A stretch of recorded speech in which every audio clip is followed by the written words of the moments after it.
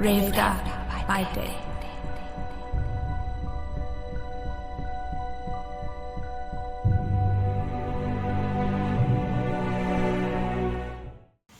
Hi everyone and welcome to Rev'd Up Our Death. Thank you for joining us on this journey as we introduce you our new podcast. This podcast is about creating awareness, helping people navigate and guide through life's toughest decisions. And this podcast is all about conversations that people tend to generally just shy away from. Life, death, and everything in between. My name is Gabrielle Keight and I will be the host on the podcast.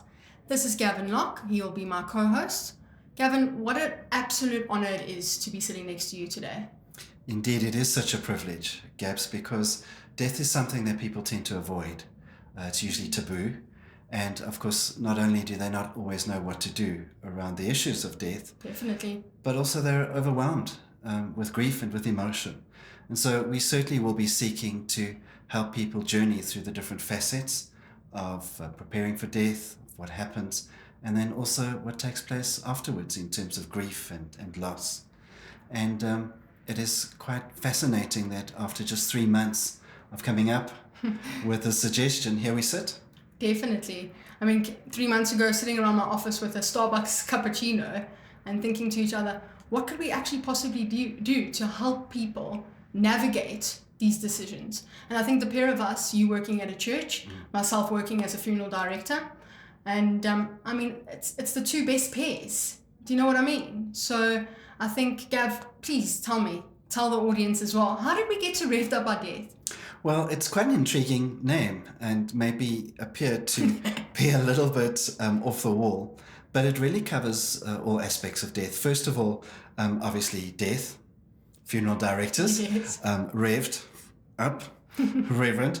But the idea of Rev'd Up really covers the idea that we're passionate about journeying with people during this difficult time. Because it's not something that people deal with regularly, and we hope they don't have to deal with it regularly. And we are really deeply committed to helping folk from the preparation stage all the way to concluding the estate and everything else in between. Quite intriguing that we have the term rev'd by death. It feels a little bit off the wall. Yeah. And I think it's true that we're going to be... there's going to be no holy cows when it comes to these conversations. And I think it's important that I apologize in advance for my sense of humor, which I think is reflected by the title. So obviously death, funeral directors, yourself, Yes. and Reverend Gavin Lock. representing the sort of the religious side of things. Of course, we deal with all faiths in these podcasts. And then being revved up is that we're passionate. We're passionate about journeying with people who have, perhaps for the first time, had to deal with loss, unsure what to do, to help them understand the grief process, how they can prepare for death in the future. Definitely. And so I think the title covers all aspects of this podcast series. So should we get revved up? I think we should indeed. Gavin, so tell me, you belong to St. James Presbyterian Church. How on earth did you get into ministry? Well, ministry was something that I vowed I would never do for as long as I lived. Yeah. I remember as a 16-year-old standing in the very congregation that I'm in now, looking up at the pulpit that was lit after an evening service, thinking, I would never get into one of those things. And here we are. And here we are. God's got a wicked sense of humor. I'm absolutely convinced that if you tell him you're not going to do something, he does the exact opposite. He's like a teenager. And so, yes, it's 25 years later, here I am. And I mean, Gabby, I think you're only about 28 years old, a young lady. Unusual to have someone of your station in life working as a funeral director. And it's funny you say that, Gav, because, so obviously Tom Keight, I don't know, people can obviously reference that my surname is pretty much similar to what the company is. And it actually is a family-run business. And I also never pictured myself working as an undertaker. You can call me an undertaker because that's basically my title, as what I'd like to go by is a funeral director.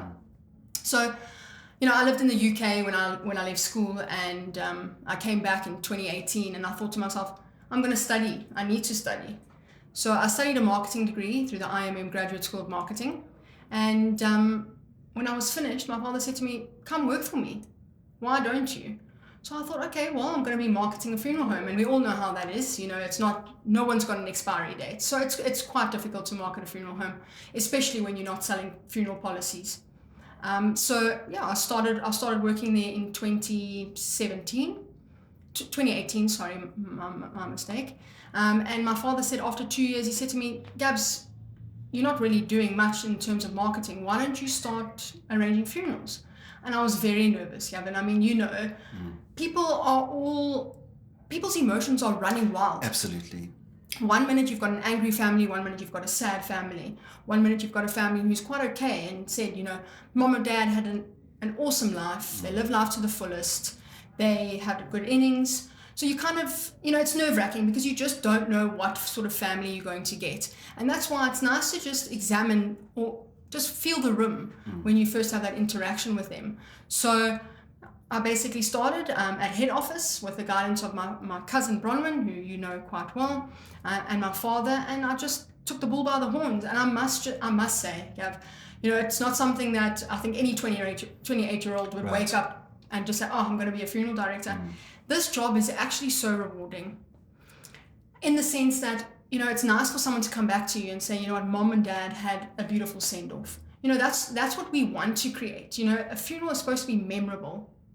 You're supposed to talk about the memories, life events, things that the loved one's gone through, the accomplishments. So it's really special when someone does come back to you and say, mom or dad had a beautiful send-off.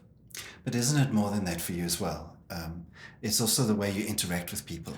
I'm a people's person. And the ability to exercise compassion and care at a time when they need it most. 100%. And I do feel like sometimes I do get a bit emotional. I mean, any female should, Men too. Men too. Yes. So the thing is like, obviously, in the initial arrangement, okay, if it's an elderly person who's really suffered, young person really suffered, children, babies, I do tend to have a cry. And I know it's not very professional, but some families get that sense of, wow, she actually really cares. She shows that empathy. She shows that sympathy. And I think that's what people love most about maybe us as a whole, as a family-run business, because we often tend to say to our families, if we had to lose somebody, how do we want to be treated? Exactly. So, and that's the sort of values that we pride ourselves on, is a dignified service, treat the family with respect, love, and kindness, and how we want to be treated if we lost somebody. I have to ask you a very deep question. Yeah. Explain to me the difference between your surname and the business name, because it's different. Do you pronounce it differently? So it's actually pronounced kite. Okay. Okay. So Tom. As in go and fly kite. Yes, okay, go and fly. right. And trust me, yeah, I've been told that before. Okay. All right. So Tom was an Englishman, right? So just background a bit. Tom was an Englishman born in the UK, and he came out in, I think it was I could be mistaken, but something 1964, and he actually worked for the opposition. And you're not going to name them? No, we're not okay, naming good. him. Excellent, No, we're not naming him. excellent. So okay. he worked for the opposition, and he picked up on. He was actually a stonemason by trade, so putting up tombstones, engraving the tombstones, etc. And then a couple of years later, somebody said to him, Tom, why don't you just start your own? And that's how he started. But with the name Tom Keight, he couldn't stand how people pronounced our surname. And trust me, throughout high school, primary school, you name it, Right. my surname was always pronounced Knights or Keats, something like that. You know what I mean? So we kind of go by the name Knights and Keats. So he thought if he dropped the E, they would pronounce it correctly. Okay. And unfortunately not. They still but don't get it right. we don't mind. Listen, we've been called worse. So let's just go with Knights, Keats. So Right. that's basically how Tom established the name of Tom Keight. And Gav, tell me something. If somebody wants to become a minister, do you take them under your wing? How do you guide them? How do they get into something like that? Because Sure. That's a huge process. You were clever enough to be born into a family Yeah, that were undertakers. thank Doesn't you. work that way with ministers. So I guess each denomination and each faith has a different process. So for example, some denominations, your validity or the validity of your calling is determined by starting a new congregation from scratch. Wow. For us, it's quite a rigorous process. You have to be part of a congregation for at least a year. And the denomination that you want to obviously be... Correct, that's right, yes. So obviously I'm speaking specifically about the Presbyterian Church, but the other Reformed churches are pretty similar in process. And then after that you have to do sort of lay service, voluntary service in the congregation for another year. At that time you attend meetings where you sort of get some sort of foundational training and exploration of your call. And then you apply to your regional body to be selected to go to a discernment conference. So you apply to be considered, and there's forms and interviews, and it's quite a hectic process. And then you go along, and we have folk from the DRC, from Zambia, from Zimbabwe, from South Africa, one congregation in Namibia. And these guys come together and they spend a week together, psychometric tests. You practice speaking and teaching and interviews and things like that. And if you're selected, then usually you have to do a university degree after that. They try and encourage a 4-year degree honours. Wow. And then if you finish that successfully, then you have a year of being a probation minister. And only at the end of that process, if a congregation invites you to be their minister, do you get ordained. So it could take 5-6 years. So you have to be really committed to the process. I always joke, maybe not so flippantly, that if I had to go through selection now, they wouldn't choose me. So no, Gav. I'm grateful I got in when I did. But it's quite an intense process. And I think similarly to being an undertaker, funeral director, is that you have to have a certain personality. You have to have a certain heart for the whole thing, and a commitment that is beyond just a job. And so I think that's a similar thing in terms of the death and the revved up part, is that it's a calling. It's not something you do just to do work. Yeah. Completely agree. And I think, from when I was still a youngster, showing that... When you were still a youngster. I'm still a youngster. That's not so long ago. Right. I was always quite an empath, always put everyone else's sort of needs before myself. And I kind of see those traits in my everyday life. You know what I mean? I mean, in this industry, and as well, Gav, your phone is ringing off the hook. Whether it's a family just asking for a death certificate, whether it's a family asking for, what do I do next? Or when's the cremation going to be? Or are the flowers booked? Is the coffin that we've selected? Do you know what I mean? The urn, attending a cremation. So, your phone is going off nonstop. But it is. I completely agree with you. It's a calling. It's 100% a calling. And I actually, funny enough, had a lady today sitting in my office, Shem, and she had quite a big cry, and she just said, how do you do this job? And I actually said to her, you know what, you won't understand until you're sitting in my shoes. It is such a rewarding job. And the same goes for you, Gavin. I've worked alongside you for a good 5 years. And, when we have a funeral service that the family don't have a congregation, they don't really go to church, I kind of ask you to help. And I have never in the 5 years received one negative complaint about you. It's quite easy.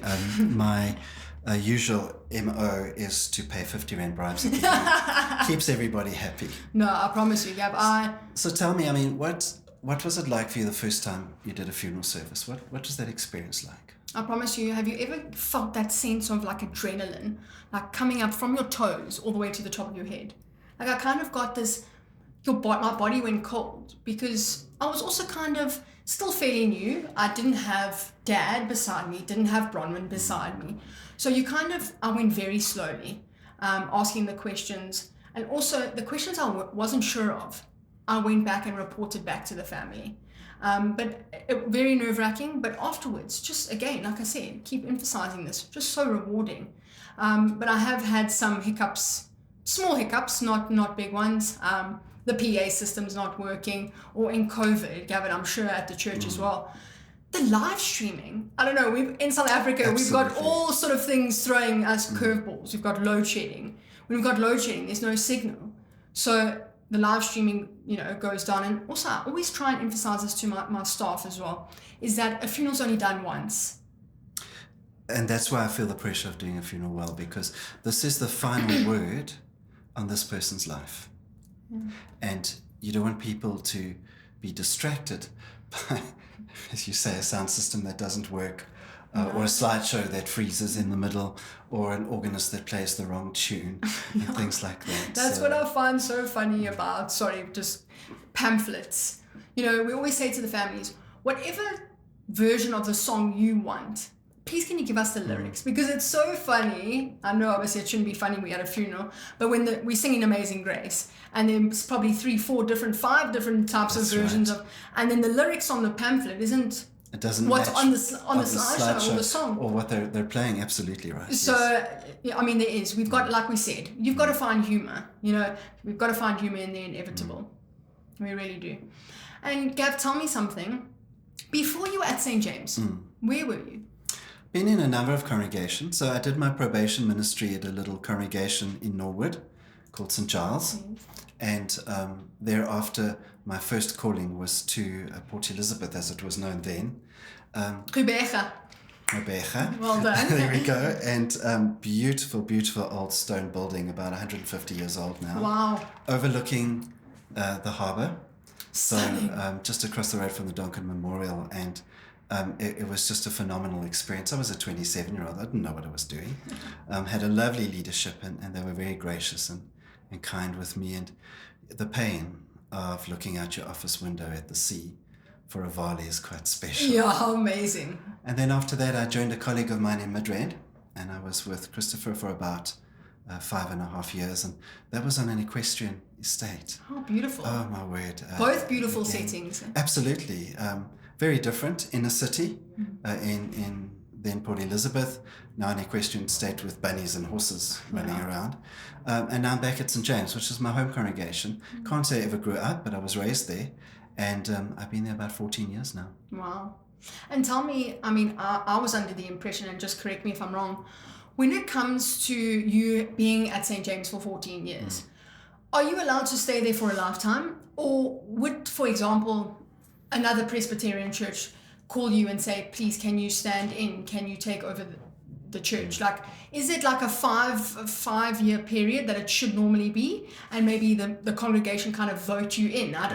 Please explain that. So that's different from denomination to denomination. So a sister denomination, they used to have 5-year periods where the minister would stay in the congregation, and it could be renewed, and then you'd have to move after that. In the Presbyterian Church, if you're called, and it's a technical term, it's like a professorship with tenure. I'm allowed to stay there until I do something so bad that they go and complain about me and kick me out. So I'm free to stay with the congregation, but if I'm led to move somewhere else, obviously I'm free to do that. So as I approach retirement, looking for something by the coast with a golf course and open your blind, exactly, open your curtain.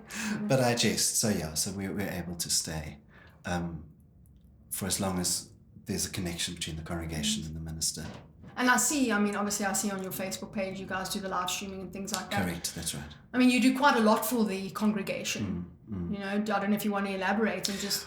Well, I think as with most congregations, we have an outreach ministry. We do a lot of funerals at St. James. Yes.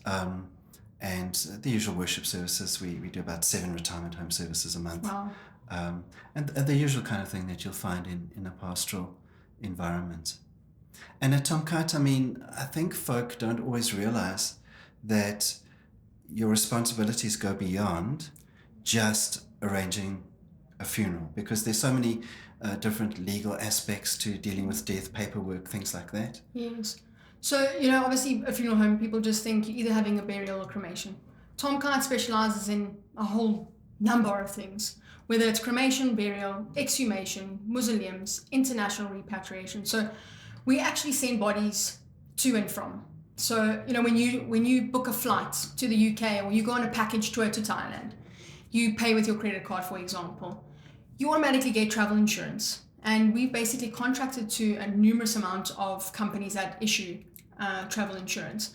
So let's say, for example, I've gone to the Swiss Alps and I'm skiing and something terrible happens to me. That insurance company will then contact wherever the person is based. So if I'm South African, they would phone sort of their sister company to say who should we use, and we basically do that. So all over the world we've got agents that help us to obviously navigate, especially when you've passed away in a different country. You know, the family are like, you've gone on a golf tour and something's happened. What do we do? You know, so we basically have the experience to send a loved one's body to and from the destination that they either passed or they need to go to. And then an exhumation, I mean, now, not many people know what an exhumation is, but an exhumation is where a burial's been done previously, and now the family may be unhappy with the state of the cemetery, maybe not happy with the landscape, maybe they're immigrating to a different country. Exhumation is basically where we take the loved one's body out of the grave that the family purchased, either cremate the remains or rebury. And then a mausoleum, and I don't know if you know what a mausoleum is, Cam. You do. So a mausoleum is an overground burial, which is, lots of people think that's a bit odd. Some people like the mausoleum, you know, it's an overground burial. We've got a couple of spaces at West Park Cemetery where the coffin is actually placed above ground, and then a granite plaque. So almost like a tombstone, but it's basically flush on a wall.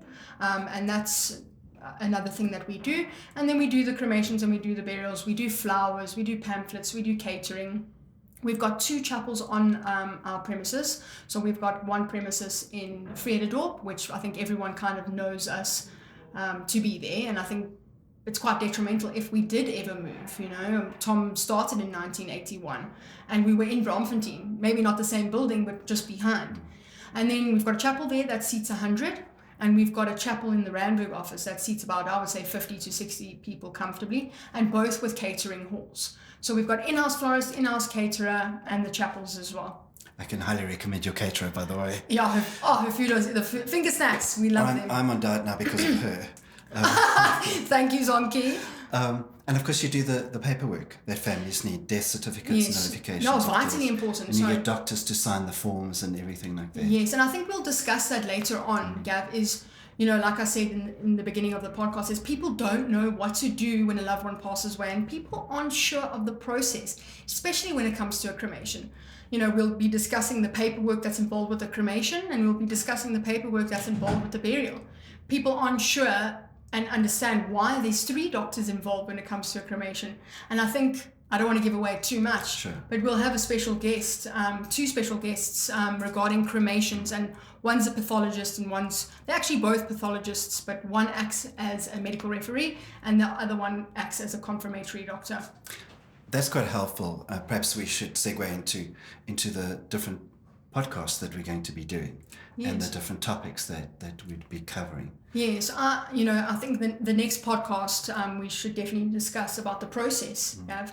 And I think, you know, later on have a gentleman or a lady who can wind up estates, draw up wills, explain the process and the protocol, what needs to be happened, where you should keep the will, and who you should notify. You should always have a file of eternal records that people can, if something happens, whether you're at home or at the hospital or wherever you pass away, that they can find this file and know exactly where the will's kept. Absolutely, and also living will. 100%. If you're incapacitated in hospital, they need to know where to find that document. I should get tattooed, DNR, do not resuscitate, on my chest. So those are the next couple of podcasts. We're going to have somebody talk about grief counseling, and that is you, Gav. I know you specialize in grief counseling, but yeah, we're going to have a numerous amount of people acting as special guests on the podcast, just to discuss things that people aren't sure of. And, you know, we would obviously like to open it up, you know, questions and answers, you know. Very much so, and what we'll encourage viewers to do is to leave questions and comments. Yes, in the comments area, so that we can perhaps shape further podcasts around those questions. So let's list some of the programs that we're going to be doing. So we will be looking at preparing for death, which sounds crazy, but what do we need to do? You know, do we need to have a relationship with undertakers beforehand, those legal documents and everything? We're going to be having a look at what happens when someone dies. What do you do in that moment? We will be looking at some of the more interesting sides of things, the pathologist's work and autopsies and things like that, the debate, cremate Yes. or bury. Yes. I nearly tried to rhyme there, but it didn't quite work. And then we'll also look at grief, the normal grief process. We'll look at trauma and grief and the complication there. And have a couple of attorneys just come and, discuss about what's happened previously, what things to avoid when winding up an estate. Yes. I don't know if you get this, Gav, but, we have a family that will come in.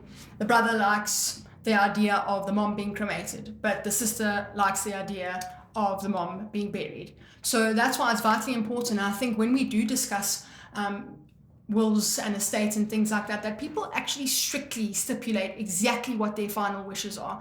I often say to families, live up to the loved one's wishes. You don't want to live with any regrets. Absolutely right. Because it just taints that sort of last memory of your loved one. I recently had a funeral that I conducted where I had to do 2 separate funerals for the same deceased person because the families had an argument and they decided that they couldn't be in the same service together. And you just want to avoid that kind of controversy. And it's quite sad because, death is actually supposed to bring families together. Absolutely That's my opinion. Absolutely right. And 9 times out of 10, people end up drifting apart. And I think the end of it does also boil down to a bit of money. You know what? I often say to people, spend your money while you're alive because your money doesn't go to the grave. So I don't know if you've experienced that, but I definitely have. I often say to my families, the person who I'm dealing with and the person who's paying the account is entitled to a death certificate. So I think when we have the attorney on board, they can also just navigate and just explain what to do, what not to do. Avoid this, don't do this, do that, keep your will. Maybe speak about the banks being an executor, because I've heard some nightmare stories that it takes far too long. And I think, and maybe you can just maybe agree with me on this, Gav, is that in COVID, we had so many deaths that the master's office is so behind. That's right. I'm getting told 6 years to wind up an estate. In a complicated estate, it certainly could be as long as that. So, you've raised the issue of finances. So that's something else we're going to have to look at as well. What does a funeral cost? What are the more expensive and least expensive options? I know Tom Kite are about to start funeral policies as well and to explore that. But just to give folk an idea of what they need to plan for and what the options are out there. And, we might even get a financial advisor in terms of estate planning and things like that, how you can prepare for a funeral. Yeah, I often say, you don't sit around a dining room table with your children and say, this is what I want when I want to pass. It's not, like you said, taboo. Nobody wants to talk about it, but it is so vitally important because it is the inevitable. There's 2 things in life that are standard. That's right. And that is death and taxes. So we must talk about it. And some people think taxes are optional. Yeah, exactly. In my life... We're not advocating that, by the way. In my life, it's golf, death, and taxes. Oh, I understand. Okay. So I think especially when we touch on the topic of funeral policies, it is vitally important to have something in place. And funerals, it's not a cheap exercise to die. We've had a number of situations at St. James where we've had families with deceased bodies at the government mortuaries or at government hospitals, and they haven't had money to pay anyone to come and collect the body and to do a burial. Yes. And it's a huge crisis because you're grieving the loss of someone you love. Your world is turned upside down. It feels as though life has come to an end, and now you're trying to figure out, how do I recover my loved one from the mortuary and give them a burial? And so not only practically but psychologically it's imperative for folk to be prepared for this moment. And Gav, that's another thing we'll touch on, especially government mortuaries. People have this idea of whether it's natural or unnatural. So we're going to touch on those 2 topics That's as right. well. Because there's different procedures to be followed. Different procedures to follow. It's kind of the same paperwork, but just like different procedure, different doctors issuing paperwork. They've got the forensic pathologists at the mortuary. So we'll touch on that topic as well. And what the process is, whether, passing away at home, passing away at hospital, passing away at on a road or a golf course or tennis court. Who do I call? What do I need to do? Etc. Absolutely. Exactly. imperative, And yes. we would be able to also just provide them with the examples of the documents so that they can see and just give them that sense of guidance and reassurance. And please, if you want to find out more, you're more than welcome to, drop below onto our webpage, which is www.tomkitefuneraldirectors.co.za, or just give us a call on 011-837-5531. We are happy to answer any questions, whether at 6 o'clock at night or 6 o'clock in the morning. We want our families and we want our clients just to feel that sense of reassurance. Absolutely. And of course, if anything transpires before you've had a chance to look at our podcasts, then those numbers would be quite helpful. No, definitely. Indeed. And Gab, just last thing, if people want to get in touch with you, where can they find you? So they can also get hold of us on our website, which is stjameschurch.co.za, and our landline number is 011 616 5377. Thank you everyone for watching. If you want to just like and subscribe and find us on our socials, you can drop us a Facebook message, or you can dial us on our 011-837-5531 number. Please stay tuned for the next episodes. We've got some exciting news to share in the next couple of episodes planned.